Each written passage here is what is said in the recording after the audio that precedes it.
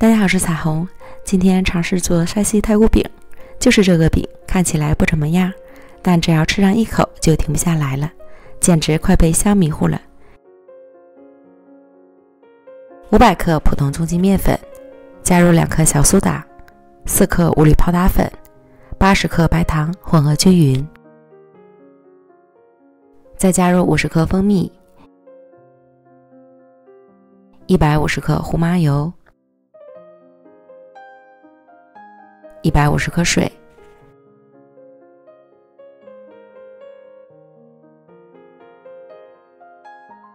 搅拌至无干面粉，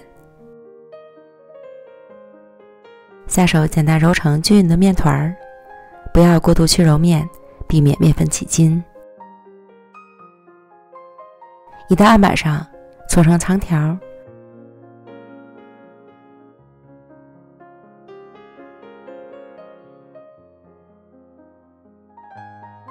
再平均分成10个面剂，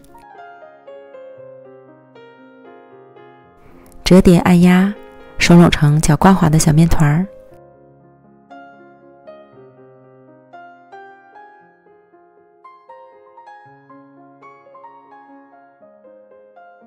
再沾水，再上芝麻，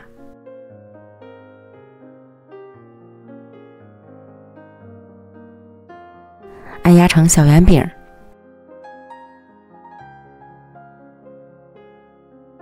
这样一个饼坯就做好了。依次把剩下的全部都做完，摆放到烤盘里。